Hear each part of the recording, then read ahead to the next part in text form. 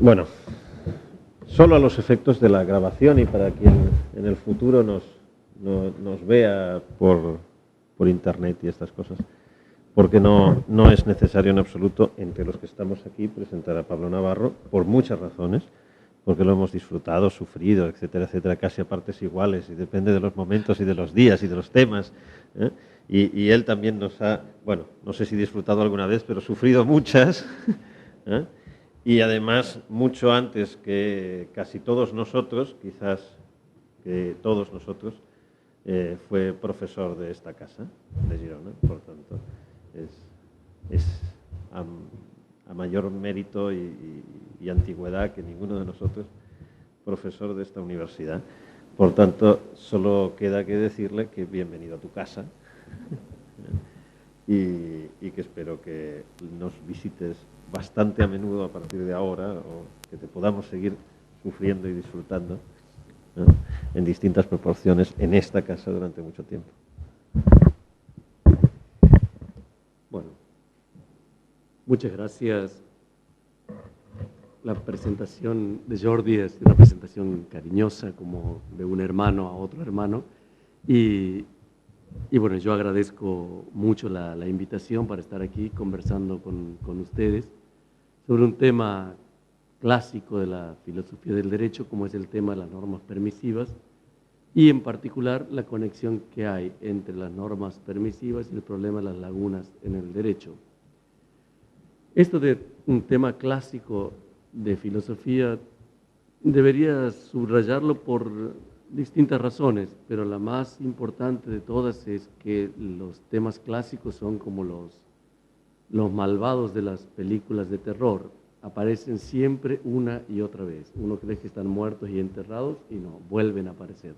Entonces, en este sentido, no es mi aspiración dar una respuesta definitiva a ninguno de estos problemas clásicos, porque inevitablemente vuelven a aparecer bajo distintas presentaciones con distintos enfoques.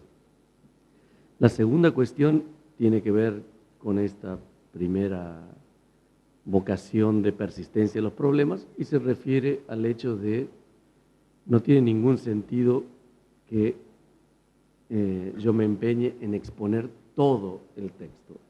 Es decir, si hay preguntas, si quieren debatir, no es esta una idea de decir, bueno, yo traje un paper de 40 páginas, tengo que explicar las 40 páginas. Esto, digamos, sería más aburrido que interesante, dado que el paper ya está a disposición de todos. Discutamos lo que tengamos ganas de discutir. A medida que yo vaya avanzando, ustedes pueden ir interviniendo. Si no, ya discutimos clásicamente, como siempre, al final de la exposición, pero intervengan cuando lo crean conveniente. De todas las cosas que uno podría señalar acerca de las normas permisivas, habría que, pienso, subrayar la función principal que tienen las normas permisivas, que es autorizar la conducta.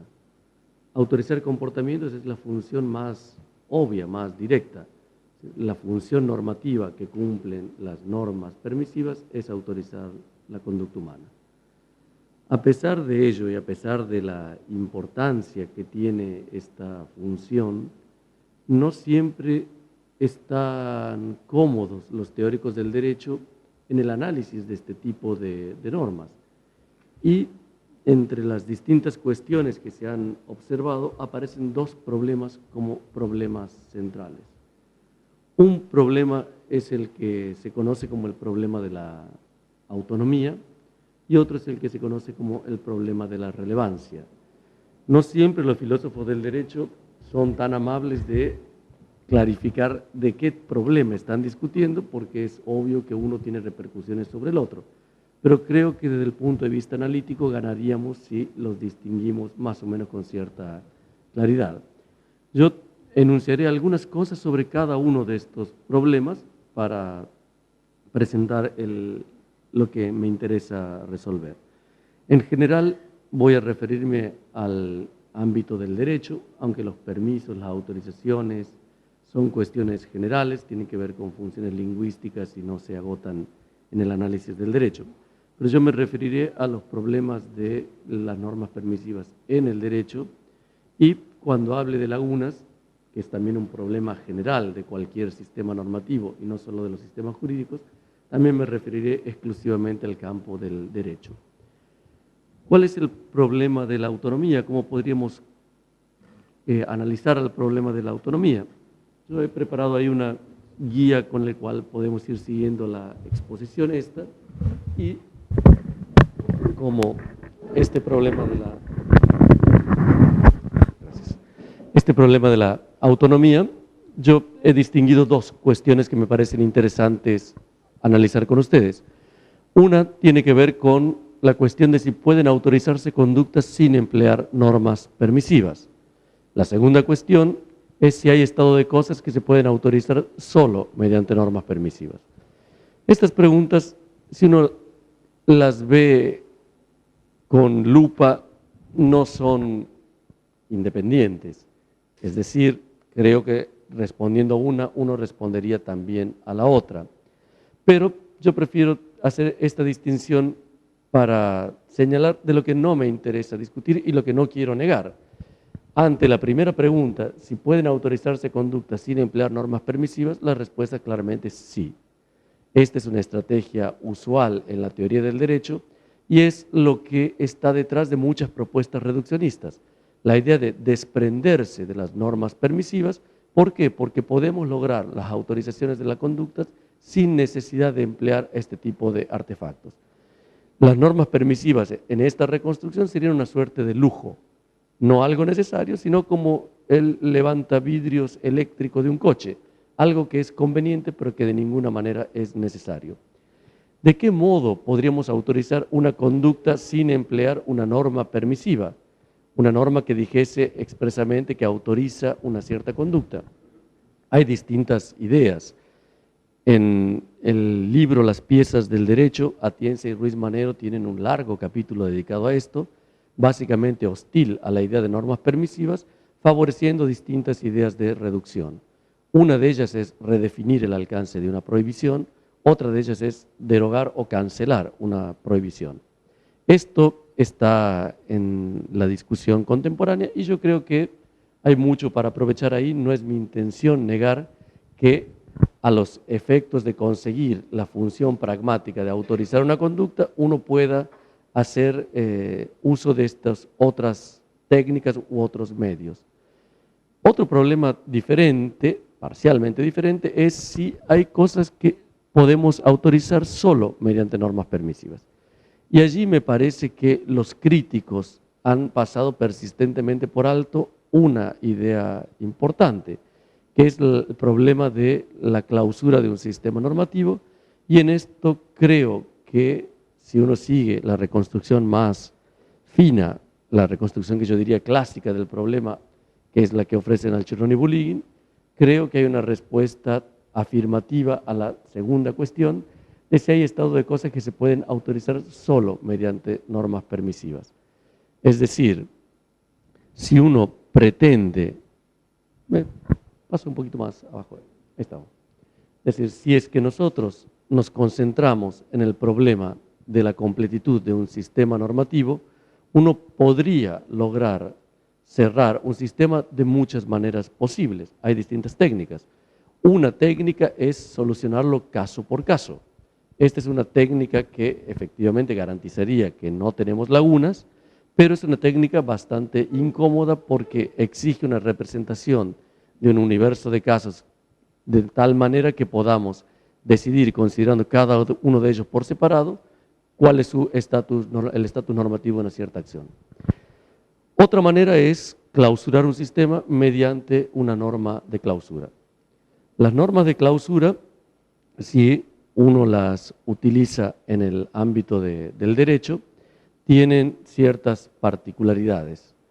Es decir, si es que uno quiere clausurar un sistema, podría utilizar cualquier regla de clausura, por ejemplo, una regla del estilo, todo lo que no está prohibido está permitido, pero también podría utilizar una regla tal como todo lo que no está permitido está prohibido. A los efectos de la clausura vendría bien cualquiera de las dos, pero hay un problema con una regla del estilo todo lo que no está permitido está prohibido. El problema es que no garantiza la consistencia. Entonces, si uno quisiese preservar la consistencia de un sistema normativo, necesita imponer una regla de clausura de naturaleza permisiva. El argumento es un argumento que está en el libro de Alchurrón y Buligin y no hace falta, digamos, una gran revisión de las ideas más finas. Si hace falta, en todo caso ya después la vamos introduciendo. Pero la idea es bastante simple. La idea es que la única manera de calificar normativamente a una acción y a su omisión sin que produzca una inconsistencia es mediante el operador permitido.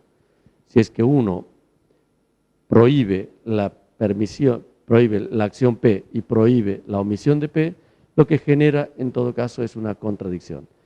Entonces, si nosotros quisiésemos preservar la consistencia de un sistema normativo, mediante una regla de clausura, necesitamos que esta regla sea de naturaleza permisiva.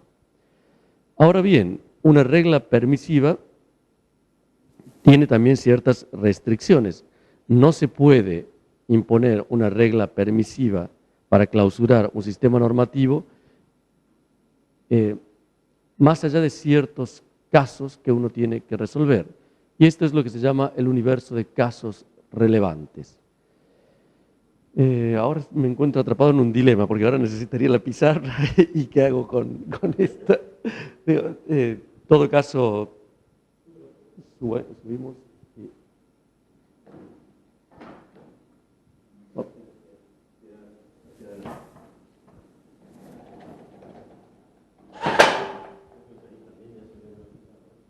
Vale.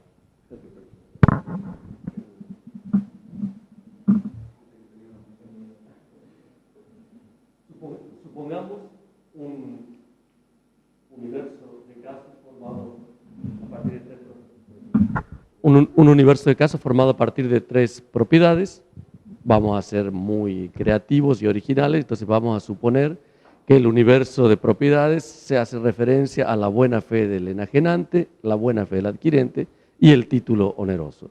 Un ejemplo, digamos, que probablemente no lo hayan escuchado nunca, referido a la reivindicación de los bienes inmuebles. Entonces, si tuviésemos buena fe del enajenante, buena fe del adquirente, título oneroso, la combinación de estas tres propiedades, que son lógicamente independientes, genera un universo de casos elementales de 8 casos.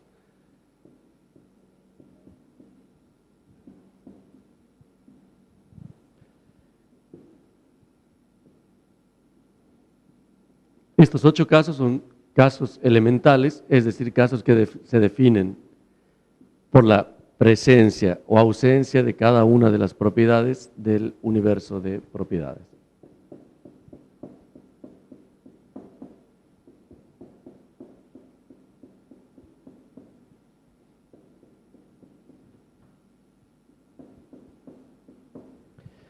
Bien, este ejemplo que es con el que inician Alchurrón y Buligin la explicación del modelo de un sistema normativo, es un ejemplo que nos sirve para dar varias ideas, una revisión de varias ideas vinculadas a la noción de relevancia y de completitud y la cuestión de la regla de clausura. Si ustedes recuerdan lo que se llama el sistema S1 en el modelo de Alchurrón y Buligin, es el sistema de Freitas. El sistema de Freitas tenía 4 normas, las 4 normas eran las siguientes. La norma N1 decía que era obligatorio restituir en el caso que hubiese mala fe del enajenante. La norma N2 decía obligatorio restituir cuando hay mala fe del adquirente. La norma N3, obligatorio restituir cuando hay título gratuito. Y la norma N4, que es facultativo restituir cuando hubiese buena fe del enajenante, buena fe del adquirente y título oneroso. Entonces, estas 4 normas resuelven el sistema normativo de una manera que es completa, coherente, pero redundante. Es decir, la norma N1 resuelve el caso 2, el caso 4, el caso 6, el caso 8. La norma N2 resuelve el caso 3, el caso 4, el caso 7, el caso 8. La norma 3 resuelve el caso 5, 6, 7 y 8. y la norma 4 resuelve el caso 1. Entonces, este sistema es un sistema que es completo y coherente. Entonces, la idea que yo exponía hace un momento es que una regla de clausura, si tuviese que clausurar un sistema normativo, no se puede aplicar en cualquier universo de casos. Y esto significa que hay algún límite analítico a la aspiración de completitud. Si uno tiene un conjunto de normas coherente como este y pasase a un universo de casos menos fino, es decir, un universo de casos formado solamente tal vez por la combinación de la buena fe del enajenante y la buena fe del adquirente, es un teorema demostrable y demostrado, como dice Eugenio Buligin cuando habla de estas cosas, dice que introducir una norma de clausura, aunque sea de naturaleza permisiva, en un universo de casos menos fino, transformaría a este universo, a este sistema normativo, en un sistema que perdería la coherencia o perdería la relevancia. Es decir, si es que uno ve a un universo, a un sistema normativo referido a un cierto universo como este universo que tenemos aquí, entonces se puede mostrar que todo universo menos fino que este tendrá lagunas. Y si uno completase las lagunas mediante una regla de clausura, esto o bien significaría perder coherencia o significaría perder relevancia. Y a mí me parece que el tema este de la relevancia es un tema suficientemente interesante para analizar, porque el modo de asumir, el modo en que se asume en Normative System la discusión sobre la completitud y la regla de clausura, es que se ve a la coherencia como un límite a la imposición de reglas de clausura. Una regla de clausura no puede afectar la coherencia del sistema. Y lo que a mí me interesa es ver si puede o no afectar la relevancia y eventualmente qué es lo que esto significaría. ¿Qué quiere decir que este es el universo de propiedades relevantes? El universo de propiedades relevantes se define porque es el conjunto de todas las propiedades que son normativamente relevantes referido de un cierto problema, que en este caso es el problema de la reivindicación de los bienes inmuebles. Entonces, si uno pregunta cómo se muestra si una propiedad es relevante, por ejemplo, la propiedad de la buena fe, si es relevante o no, lo que tendríamos que ver es, por ejemplo, de la propiedad, la buena fe del enajenante en el caso 3, ¿cuál sería su caso complementario? El caso complementario del caso 3 es el caso donde todas las propiedades adicionales permanecen constantes y lo único que cambia es la presencia o ausencia de la propiedad en cuestión. Entonces, respecto de la buena fe del enajenante en el caso 3, el caso complementario sería el caso 4, donde todo se mantiene constante y lo único que cambia es la presencia o ausencia de la buena fe del enajenante. ¿Por qué es importante esto? Porque si hubiese una variación en la calificación normativa entre el caso 3 y el caso 4, lo que explica la variación sería la presencia o ausencia de esta propiedad. Y esto es lo que muestra la relevancia. La relevancia normativa consiste precisamente en que la presencia o ausencia hace diferencia práctica. Hay una diferencia en el estatus normativo de la conducta determinado por la presencia o la ausencia de la propiedad. Para esto hace falta que la propiedad sea relevante en al menos un caso, no que sea relevante en todos los casos. De hecho, en el caso 3 y en el caso 4 no es relevante la propiedad buena fe del enajenante, porque está correlacionado el caso 3 con obligatorio restituir y el caso 4 con obligatorio restituir. Pero respecto del caso 1 y el caso 2 sí hay diferencia. La presencia de la buena fe del enajenante está correlacionada con facultativo restituir y la ausencia con obligatorio restituir. Entonces, en el caso 1, respecto de su comparación con el caso 2, la buena fe del enajenante es una propiedad relevante. Lo mismo ocurre con la buena fe del adquirente en el caso 3 y el caso 1, que es una propiedad complementaria, el caso complementario, obligatorio restituir, facultativo restituir, y el caso 1 y el caso 5. Entonces, todas las propiedades son relevantes y esto significa que este universo de propiedades es el universo de propiedades relevantes. Cuando el sistema normativo es un sistema coherente y el universo de casos relevantes es resuelto de manera completa, se puede mostrar como teorema que todo universo menos fino tendrá necesariamente lagunas. Y uno no puede completarlo con una regla de clausura sin perder o bien coherencia o bien relevancia. Y esto es lo que a mí me intrigaba decir, bueno, ¿cuál es el compromiso que deberíamos tener al momento de establecer las cuestiones de relevancia. En esto, si volvemos al sistema anterior,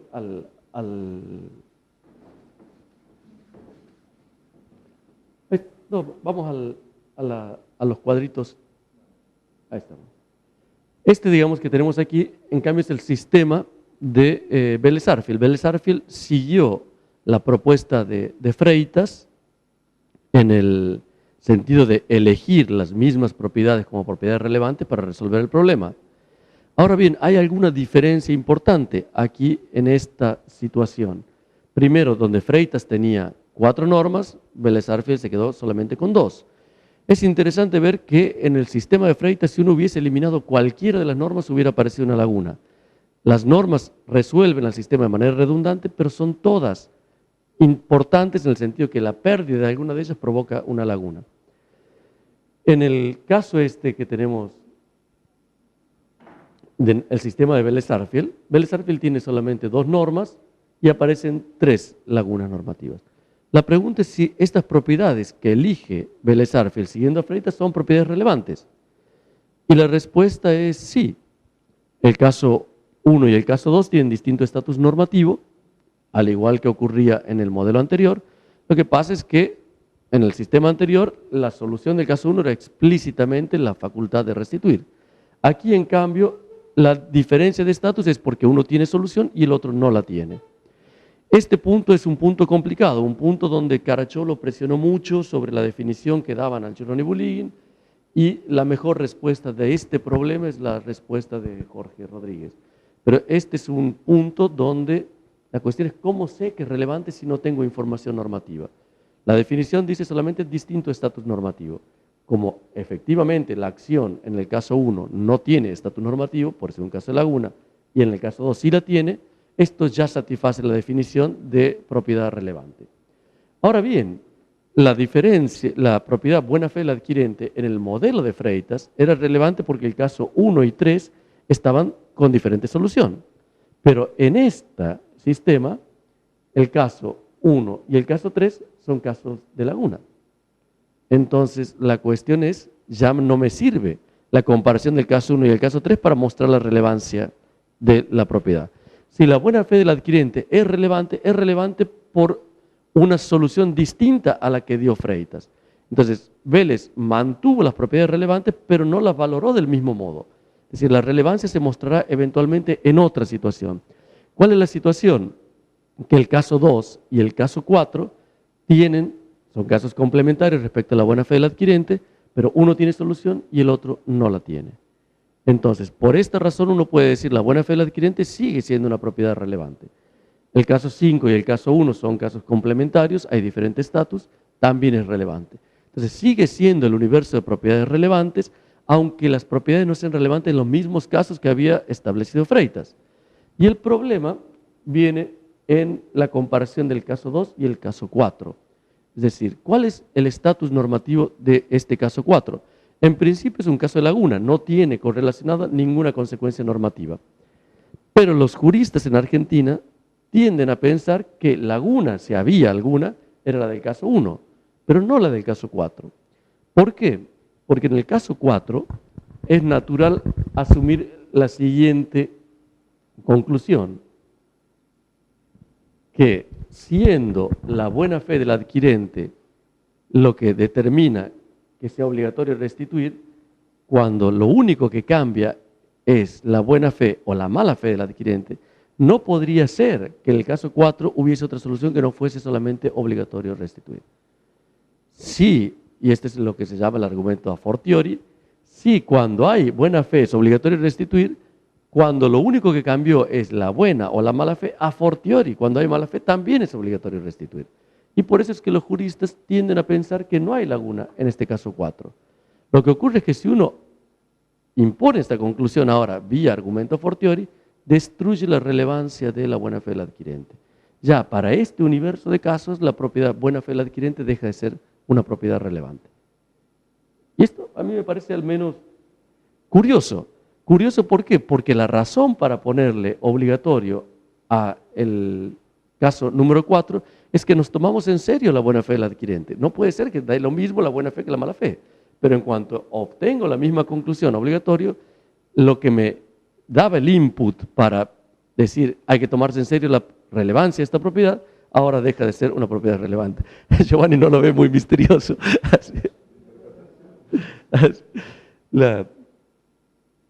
Entonces, aquí espero que al menos con esto se entienda dónde perfila la pregunta esta de decir, cuando empezamos a completar el sistema, ¿deberíamos preservar la relevancia o no? Es decir, el jurista, cuando dice, vamos a ser fieles al legislador, supongamos que algún jurista dijese esto, supongamos que fuese un compromiso político, que las decisiones sobre qué es lo que se valora y cuáles son las consecuencias, fuesen las que toma el legislador. Entonces, ¿es lícito en la reconstrucción del material normativo perder la relevancia de las propiedades que el legislador ha señalado o no? Esa sería la primera cuestión. Ahora supongamos que hacemos dos modificaciones a la propuesta del sistema de Vélez Arfield. Supongamos, a ver, yo les digo que tenemos este otro. Entonces, ahora veamos al sistema de Vélez poniendo la norma de clausura. La norma de clausura, supongamos que hubiésemos tenido una norma de clausura para completar a este sistema que tenía Vélez Arfield. La norma de clausura ahora es una norma de segundo grado, digamos, que primero exige la identificación de los casos que resuelven directamente las normas, luego cuando yo encuentro que el caso no está prohibido, entonces impongo una solución como facultativo, permitido. En este caso, digamos, la solución para que sea maximal tiene que ser facultativo. Bien, ¿qué es lo que uno podría observar? Que el sistema es completo, es relevante, siguen siendo propiedades relevantes, pero la relevancia es un poco bizarra. ¿Por qué? Porque en el caso 2, habiendo el compromiso con la obligación de restituir, resulta que ahora cuando hay mala fe, digamos, pierdo, digamos, este insight, que era el que guiaba a tener una norma como la norma 2. Entonces, que cuando hay buena fe, mire, incluso con buena fe es obligatorio restituir. Entonces, la pregunta es si no hemos perdido algo en esta completitud del sistema. Si no deberíamos establecer a la relevancia de las propiedades como un cierto límite. A lo mejor no. Este es un argumento solamente como para pensarlo y conversarlo con ustedes. La segunda modificación es, supongamos que Vélez Arfield, en vez de haber puesto obligatorio, aquí en esta situación hubiese puesto facultativo. Si hubiese puesto facultativo restituir Vélez Arfield para el caso 2. Seguirían siendo las tres propiedades que utilizó Vélez Arfield propiedades relevantes, las tres serían propiedades relevantes, seguiría habiendo tres lagunas, y ahora, ¿qué ocurre si es que completamos el sistema con la norma de clausura? Lo que ocurre es que habríamos destruido la relevancia de la buena fe del adquirente y la buena fe del enajenante. Lo único que quedaría como relevante es la presencia o ausencia del título oneroso. Entonces, ¿cuál es el efecto que la regla de clausura tiene en la motivación del comportamiento? Básicamente autorizar. Esta es la función normativa principal de una norma permisiva. Una regla de clausura, siendo una norma permisiva, garantiza la permisión, pero podemos utilizarla, dicen Alciornoni y Buligui, solamente bajo ciertas restricciones. La primera restricción es que preserve la coherencia. Entonces, este primer punto de preservar la coherencia ya lo hemos concedido, y ahora la pregunta es, ¿y no debería preservar también la relevancia? Buligui a todo esto, cuando yo le pregunté, responde, no. Dice, ¿por qué debería preservar la relevancia? Y esta a mí es una pregunta que me deja un tanto, realmente no tengo todavía una opinión, un argumento sólido, pero creo que debería preservar la relevancia también. Creo que tomarse en serio lo que dice el legislador es un poco la idea de decir, bueno, si tengo un sistema coherente, no puedo introducirle una incoherencia. Porque si no, la pregunta sería, ¿y por qué debería preservar la coherencia? Si es que no me importa cómo lo hizo el legislador, ¿por qué debería preservar la coherencia? Entonces, si me importa cómo lo hace el legislador, entonces lo que me importa es qué valora el legislador como relevante. Y si me importa lo que valora como relevante el legislador, tal vez entonces la regla de clausura debería limitarse a situaciones donde puede emplearlas preservando también la relevancia. Quiere decir que en un sistema como este no podríamos utilizar la regla de clausura. Entonces, ¿cuál sería la moraleja de esta primera discusión? Para aquellos escépticos sobre la función de las reglas, de las normas permisivas, sobre la autonomía de las normas permisivas, yo creo que habría que recordarles que las normas permisivas son las únicas que pueden clausurar un sistema sin introducir inconsistencias. Esto no se puede hacer ni mediante redefiniciones de prohibición, ni mediante las limitaciones de competencia. En esto creo que hay un punto a favor de los que mantienen la autonomía de las normas permisivas. Al menos hay un caso, tal vez no sea un caso muy importante, tal vez la completitud después de todo no nos debería importar tanto. A lo mejor. Esta es una cuestión empírica, en el sentido de decir cuánto nos importa que el sistema tenga o no tenga huecos. El Código Civil argentino tiene 4.700 artículos, regula desde la persona por nacer hasta la persona después de muerta, como casi todo Código Civil. Entonces, tenía huecos. El legislador lo promulgó en 3 artículos.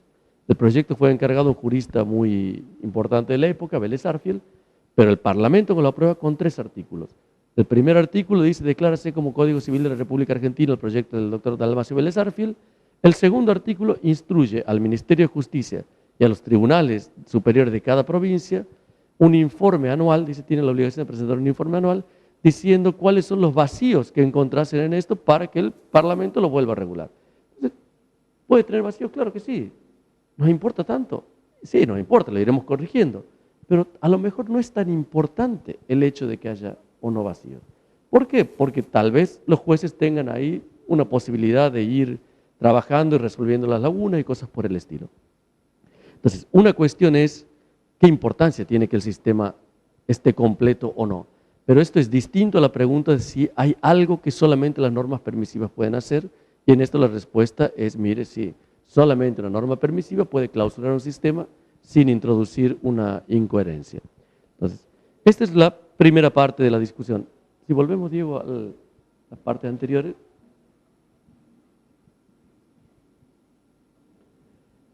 Entonces, el segundo problema es el problema de la relevancia. El problema de la relevancia es acerca de las diferencias pragmáticas entre el hecho de que una conducta esté permitida negativamente y permitida positivamente.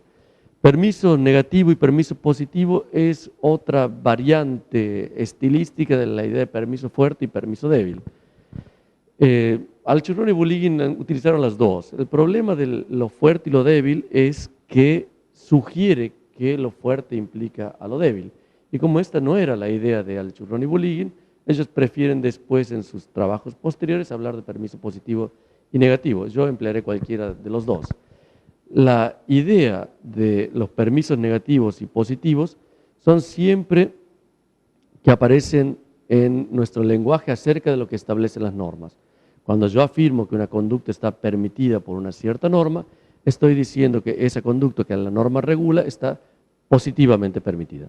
En cambio, si lo que digo es que la conducta está permitida porque ninguna norma lo ha prohibido, lo que estoy diciendo es que la conducta está negativamente permitida. Son siempre cuestiones que están en el metalenguaje de lo que establecen las normas. Cuando la norma utiliza, en cambio, la idea de permiso, lo que hace es prescribir, autorizar una conducta, y esta está en el nivel normativo. Lo que a nosotros nos interesa no es tanto ahora el nivel normativo, sino el nivel del metalenguaje, el nivel de cómo describimos un conjunto de normas y cómo describimos las acciones, la calificación de las acciones a la luz de un cierto conjunto de normas. Entonces, la pregunta de la diferencia pragmática es, desde el punto de vista del individuo que tenía una conducta que no había sido prohibida por el derecho, ¿qué le cambia en su deliberación práctica el hecho ahora de que la conducta esté expresamente permitida? El argumento es un argumento clásico. Mucha gente ha insistido que no importa para nada, que en el fondo el hecho de permitir expresamente una conducta que no había sido hasta ese momento prohibida no cambia nada, no hace ninguna diferencia práctica. Es desde el punto de vista pragmático irrelevante. Este es un poco el argumento en la versión Atienza y Ruiz Manero, Pero hay otros ejemplos clásicos y tal vez el más simple, el más gracioso de todos, es lo que se conoce como el desafío de toro sentado, que aparece en las últimas páginas del libro Lógica, Proposición y Norma de Echave, Guiburi y Urquijo. Toro sentado era, a diferencia de su homónimo Piel Roja, un señor, digamos, pacífico, dice el cuento, que le gustaba reírse mucho y la pasaba muy bien. Toro sentado es bull sitting, que se parece bastante a bullying. Esta venía la historia, por eso, un toro sentado. Entonces, toro sentado tiene varias discusiones con sus indígenas. ¿Por qué? Porque la tribu siempre había vivido de la caza y de la pesca sin ningún problema. Entonces, la cuestión es que un día eligen una autoridad a toro sentado, y toro sentado, la primera norma que da es una norma permisiva. Dice, permitido cazar los martes y los jueves. Entonces aparecen una serie de dificultades. ¿Para qué nos sirve esto? Si esto es lo que hacíamos siempre. Entonces aparece un tribeño proclive a las reflexiones éticas, que es Onin, que es al revés, es Nino. Entonces, lo que dice este tribeño proclive a las reflexiones éticas, esta es una promesa que en el futuro no nos va a prohibir cazar. Bullsitting dice, no, para nada, yo no prometo nada. Digo, a lo mejor en el futuro cambio de opinión. Entonces, hay otro que es Hankel, que es obviamente Hans Kelsen, que dice, bueno, si es que usted pone esto es porque en el fondo está prohibiendo cazar los otros días de la semana. Y toro sentado dice, no, para nada. Entonces todos los indígenas se miran un tanto decepcionados, dice la moraleja. ¿Por qué? Porque antes cazaban y pescaban todos los días de la semana y ahora después de esta norma también tienen lo mismo, no hay ninguna restricción normativa. La moraleja es importante porque muestra algo. Muestra que uno no puede defender la diferencia pragmática entre el permiso positivo y negativo, tratando de ver el impacto del permiso en la motivación de los sujetos. Desde el punto de vista motivacional, probablemente tengan razón los escépticos, pero las respuestas clásicas a esto nunca fueron respecto de esta cuestión motivacional. Esto nunca lo negaron al Churrón y Bulligin, más bien la estrategia del Churrón y Bulligin tiene que ver con otra cosa, que es con el problema de las jerarquías y el problema de la discreción judicial. Estos son los dos grandes argumentos que están en Alchurrón y Bulligin como defensa de la relevancia de distinguir entre que una conducta esté permitida negativamente y que una conducta esté permitida positivamente. ¿Cuánto tiempo tengo para...? Bueno, a partir de aquí la cosa puede ser o muy breve o muy larga. Yo trataré de que sea una cosa intermedia. La cuestión de la jerarquía. La jerarquía, en la respuesta que dan en el homenaje a Weinberger, al Churrón y Bulligin, a este desafío de toro sentado, tiene que ver con la siguiente estrategia. Dice, supongamos que el toro sentado, Rex, introdujese ahora un ministro. Entonces dice, el ministro puede dictar órdenes, pero no puede contradecir las órdenes que son jerárquicamente superiores. Por consiguiente, lo que dice el ministro no puede estar en contradicción con lo que dice Rex. Si esto es así, entonces los días de la semana que no han sido regulados por la autoridad son días que el ministro puede prohibir cazar y pescar. Entonces podría prohibir cazar y pescar el día lunes, el día miércoles, el día domingo. Pero si prohibiese cazar y pescar los martes y jueves, entonces su prohibición no prevalecería frente al permiso que le ha otorgado la autoridad.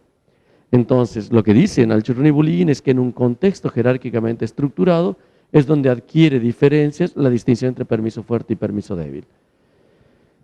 Para Alchurrón y Bulligin, la idea del lex posterior es un componente fundamental en cualquier análisis de las normas de competencia. Dado que el derecho necesariamente tiene normas de competencia, la dinámica del derecho se explica en última instancia por esta idea de lex posterior. A mí me da miedo hablar de norma de competencia con Jordi aquí a mi costado, así que no iré más allá. Pero la idea es bastante simple, bastante intuitiva. La idea de decir, mire, si tenemos una competencia jerárquicamente estructurada, entonces lo que dice una autoridad de rango superior prevalece sobre la de rango inferior. El punto que a mí me daba curiosidad respecto de esto, que me parece un argumento hasta ahí impecable, el del Churrón y Bulligin, es el problema de los permisos derivados. Es decir, si uno estructura al derecho a partir de los dos criterios, legalidad y deducibilidad, es decir, no solamente a partir de una dinámica de autoridades que pueden tener una jerarquía diferente, sino también incluyendo sus consecuencias lógicas, el problema que aparece aquí es cuál es la jerarquía que tienen las consecuencias lógicas y especialmente cuál va a ser la limitación que impone una consecuencia lógica. Entonces, para ilustrarlo más o menos brevemente, si una autoridad establece una determinada regulación, la limitación a la competencia de la autoridad inferior no es solo sobre lo que dijo expresamente, sino también se proyecta sobre lo que dice implícitamente, de tal manera que no podría la autoridad inferior prevalecer sobre la autoridad superior. Para poner un ejemplo, supongamos que la Constitución argentina dijese dos cosas, dice una, pero supongamos que dijese dos cosas, que el presidente debe residir en la capital federal, esto sí lo dice la Constitución, supongamos que dijese también que la capital federal es la ciudad de Buenos Aires. De allí se derivaría una norma que le impone al presidente la obligación de residir en la ciudad de Buenos Aires. Esta es una obligación derivada de la definición de Buenos Aires como capital de la República y de la obligación del presidente de residir en la capital de la República. ¿Podría el Parlamento decir el presidente debe residir en Mar del Plata? Si dijese esto, no se opone a ninguna norma explícitamente formulada, pero se opone a una consecuencia lógica. Y esto es lo que uno diría, no, no puede. No puede porque se sigue lógicamente el contenido conceptual de lo que dice la Constitución, se proyecta sobre las consecuencias lógicas. Si la Constitución restringe las opciones de las autoridades inferiores, la restringe no solo en lo que explícitamente declara, sino también todo su contenido conceptual, es decir, su proyección vía consecuencias lógicas. Entonces, ¿cuál es el estatus de estas normas derivadas? ¿A dónde va la pregunta? La pregunta va a que en ciertos sistemas las reglas de clausura que uno encuentra como todo lo que no está prohibido está permitido, suelen aparecer con jerarquía constitucional. Entonces la pregunta es, si las consecuencias lógicas, es decir, los permisos que nosotros derivamos como consecuencia lógica del principio de clausura y que imponemos en nuestros sistemas normativos, entonces, ¿qué estatus jerárquico tienen estos? Veíamos hace un momento, sí, me lo muestra otra vez Papayanis, el último cuadrito de todos. Supongamos que completamos el sistema normativo con la norma de clausura y supongamos que esta tuviese jerarquía constitucional. La pregunta ahora es, ¿qué jerarquía tiene la solución del caso 1, del caso 3, del caso 4? Entonces, esto se obtiene vía consecuencia lógica. Directamente en la Constitución no aparece una norma que dice para el caso 1 póngale facultativo. Es una consecuencia lógica de la regla de clausura y del hecho que no estuviese prohibido aquí. Entonces la pregunta es, ¿qué jerarquía normativa tiene? Sí, aquí habría que ver en general qué jerarquía tienen las normas derivadas. Y aquí habría que distinguir entre normas simples y normas derivadas complejas. Una norma derivada simple es una norma que se deriva de una única norma formulada. Entonces, estas normas derivadas simples que se derivan únicamente de una única norma formulada, yo diría siguen la jerarquía de la norma formulada. Si hay una norma derivada de una ley del Parlamento, la jerarquía de esta norma derivada es de jerarquía parlamentaria. Si la norma derivada se obtiene de la Constitución, únicamente la Constitución, entonces tiene jerarquía constitucional. Después tengo las de jerarquía compleja, normas derivadas complejas. ¿Por qué? Porque son un mix de dos cosas. Por ejemplo, son un mix de una norma constitucional y de una ley, que es exactamente lo que ocurre en Argentina con el caso de la residencia del presidente de la Nación. La norma constitucional obliga a residir en la capital federal y la ley define Buenos Aires como capital federal. De estas dos se deriva la obligación de residir en Buenos Aires. Entonces, esta norma se deriva de disposiciones de distinta jerarquía. La pregunta es, ¿qué jerarquía tiene esta disposición derivada? Y aquí uno podría decir que la respuesta es, tiene la jerarquía inferior, la jerarquía más débil de todas. Es decir, ¿por qué? porque el Parlamento podría, eliminando su propia definición, cambiando la definición, podría cambiar esta obligación derivada. Entonces, para identificar la jerarquía de una norma en el ordenamiento, me parece que lo que deberíamos pensar es acerca de la posibilidad de eliminar. ¿Qué autoridad puede hacer desaparecer esta norma del sistema? Y esto es lo que me da la jerarquía de la norma. La jerarquía normativa se encuentra en función de lo que yo llamaría el test de eliminación. El test de eliminación es un test crucial para determinar el contenido del derecho. Lo que no se puede eliminar es porque no está en el derecho. La idea de que el derecho es esencialmente un orden dinámico es que podemos deliberadamente hacer desaparecer cualquier contenido. Si somos tan insensatos, podríamos hacer desaparecer la Constitución. Podría ser. ¿Qué es lo que no puedo eliminar? Esto es lo que no está en el derecho. Si a mí me preguntan, ¿cómo hago para eliminar esto? A la obligación del presidente en residir en la ciudad de Buenos Aires. Podría eliminar cambiando la ley que define a Buenos Aires como capital de la República. O podría cambiar la Constitución. El que puede eliminar algo es el que tiene la jerarquía para hacerla desaparecer a la norma del sistema. Y por eso es que la jerarquía de las normas derivadas, en este caso, sigue la jerarquía más débil. Es suficiente lo que diga el Parlamento para modificar esta obligación. Ahora bien, ¿qué jerarquía tendrá nuestra norma derivada, en este caso, de Vélez-Sarsfield, que se sigue de la regla de clausura que supongamos tiene jerarquía constitucional? No se deriva de una disposición del Parlamento en combinación con la Constitución. Se deriva solo de la Constitución y del hecho de que el Parlamento no ha dicho nada. Entonces, aquí la situación es un tanto curiosa, un tanto compleja. ¿Por qué? Porque el Parlamento no puede eliminar a la disposición expresa que dice todo lo que no está prohibido está permitido. Si esto está en la Constitución, en la Argentina se dice que está en el artículo 19, el Parlamento no tiene competencia para eliminar al artículo 19. Pero todas las consecuencias que se siguen para esto sí las puede eliminar.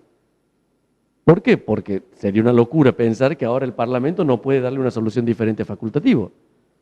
Entonces, la jerarquía que tiene no pareciera ser una jerarquía constitucional, pero el permiso expreso sí tiene jerarquía constitucional. Entonces, esto a mí me suena un tanto extraño, pero sirve para mostrar una cosa. Sirve para mostrar que mientras que la autonomía, el problema de la autonomía, uno podía responderlo utilizando la regla de clausura y la jerarquía no me sirven para resolver el problema de la relevancia. Creo que no podemos mostrar la relevancia con una cuestión como la regla de clausura. Vamos al último punto ahora. El último punto tiene que ver con la idea de la conexión que hay entre las reglas de clausura, los permisos y la discreción judicial. En la discusión contemporánea hubo mucho de presión sobre la reconstrucción del Churrón y Bulíguin en esta cuestión por la siguiente razón. Porque para el Churrón y Bulíguin, si hay un caso de laguna, entonces la decisión del juez es una decisión discrecional. Él no puede dejar de decidir, es decir, tiene, digamos, que cumplir con el non-liquid, toma una decisión, pero su decisión no puede estar basada en una norma general que regule el caso porque es una laguna, y esto lo que significa es que su decisión es discrecional, más o menos para utilizar los términos estándar a partir de la idea de Hart. Esto ha provocado bastante duda y discusión con los críticos. Hay muchos críticos, yo me referiré rápidamente a tres grandes críticos, que son básicamente Juan Carlos Bayón, Atienza y Ruiz Manero y Fernando Atria. Hay muchos y probablemente, digamos, ustedes lo conozcan también a todos estos trabajos. Yo recordaré brevemente que va el argumento central del Churrón y Bulíguin y de cada uno de estos críticos, ya como para pasar en todo caso una discusión más general. La idea del Churrón y Bulíguin es, si el caso está regulado, el juez no tiene discreción. Entonces, si hay un permiso positivo, si hay una norma que establece un permiso, el juez no tiene discreción para decidir, porque el caso está regulado y hay una norma que le impone una solución. En los casos de laguna, en cambio, el juez tiene discreción para decidir. No puede aplicar una norma general, sino que tiene que crear una nueva norma general para decidir el caso. Esto a mucha gente le parece que es una reconstrucción completamente equivocada de la práctica jurídica. ¿Por qué? Porque en principio la idea intuitiva es que si una persona demanda a otra por una cuestión descabellada, la obligación del juez debería ser rechazar la demanda.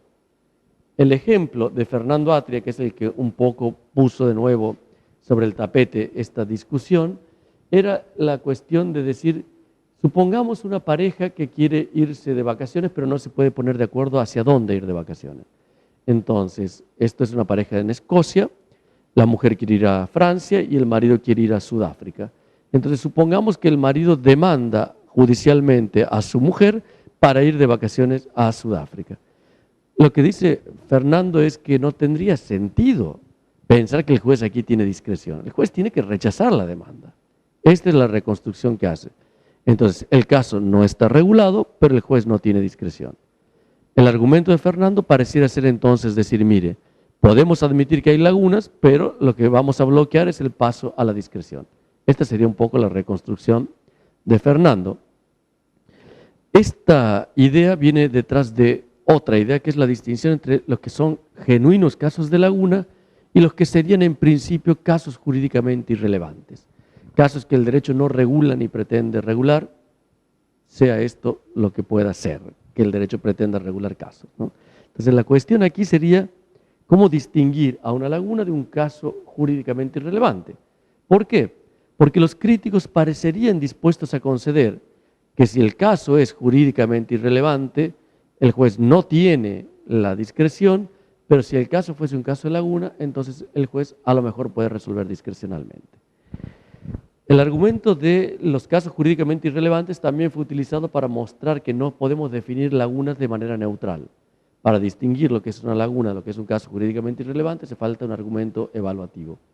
Esto ya lo habían defendido Tecla Mazzarese y Carlos Nino hace un montón de tiempo, pero el argumento se perdió, no tuvo éxito, pero ahora volvió a ponerse de moda a la luz del trabajo de Fernando.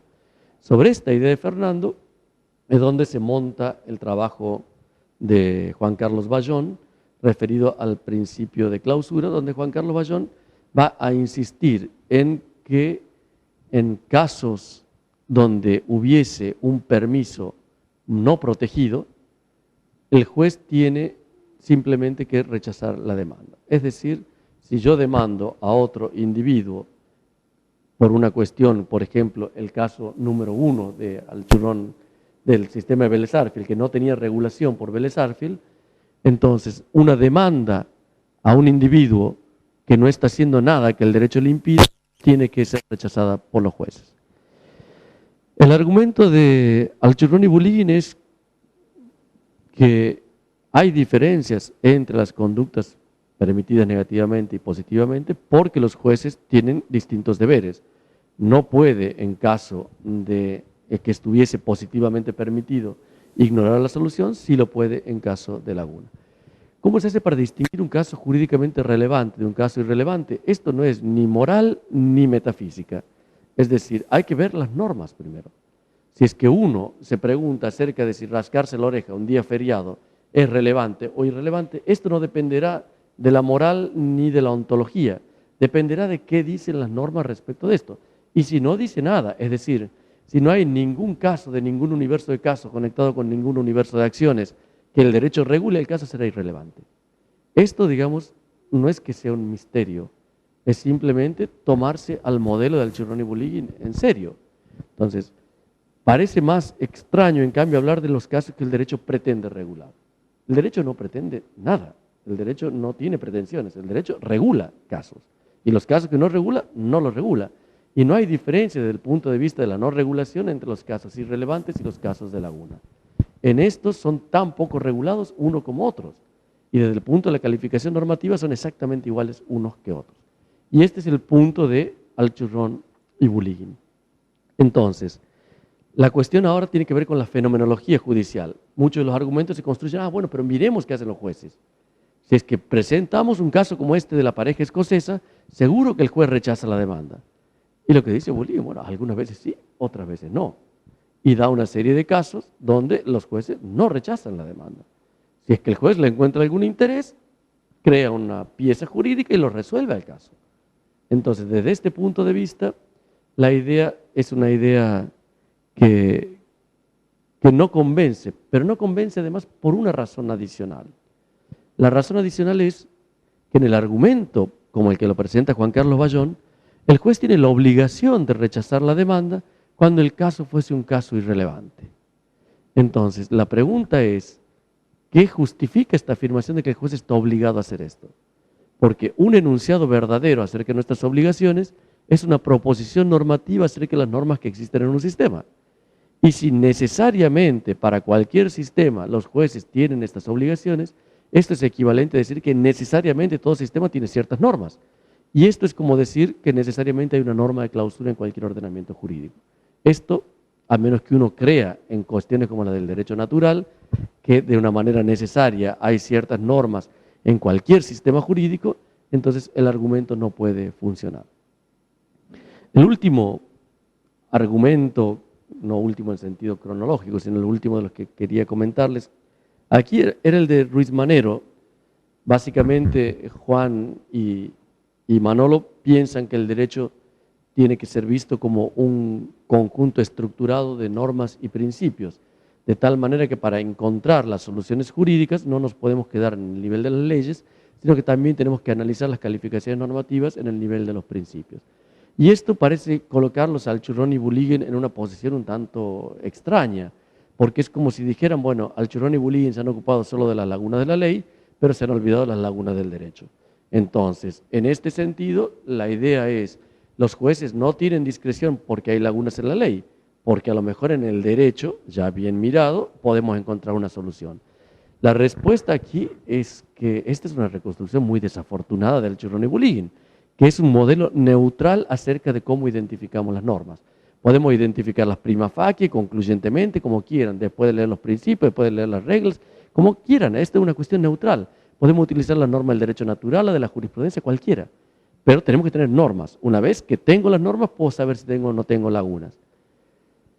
Ruiz Manero piensa que el problema de Alchurrón y Bulligin estaba justamente en que en esta obsesión por ver el derecho solo como reglas, sino como reglas y principios, le impedía distinguir los casos de laguna de los casos jurídicamente irrelevantes y les impedía algo más, le impedía ver que una laguna no es solamente un caso no regulado, sino un caso que no está regulado, pero que debería estar regulado.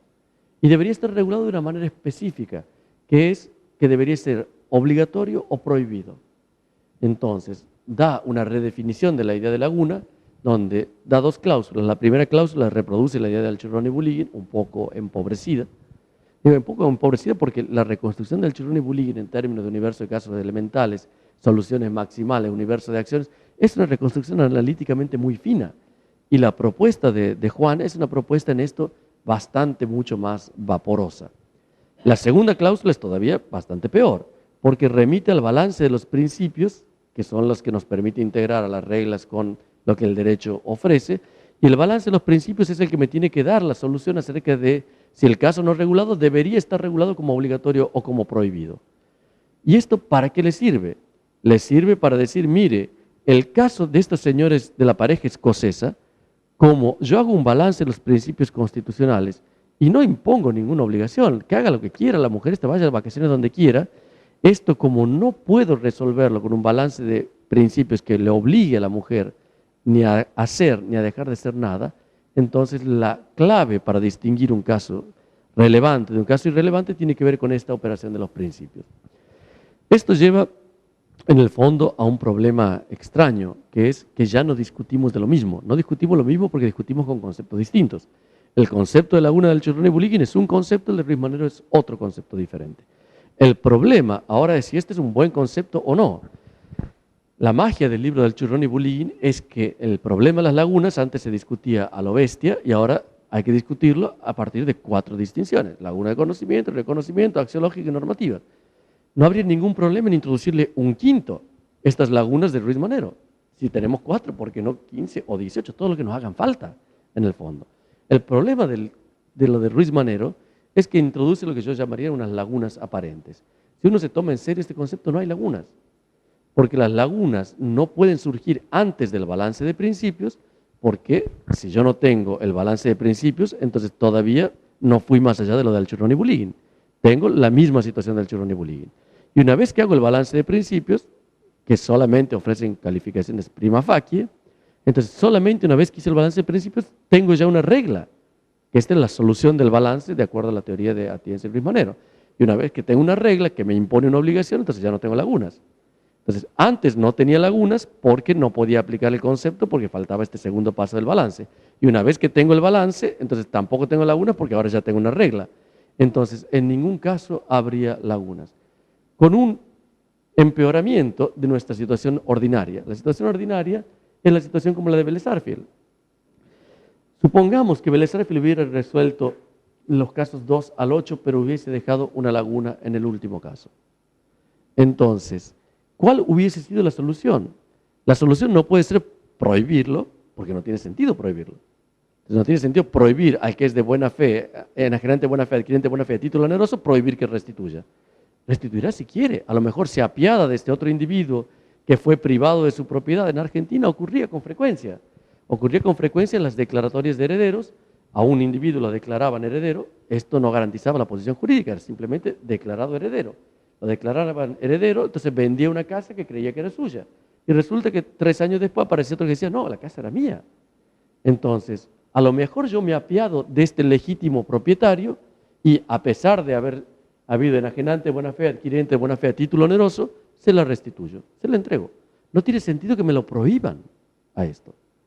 Ahora, ¿podría ser que imponga la obligación de restituir?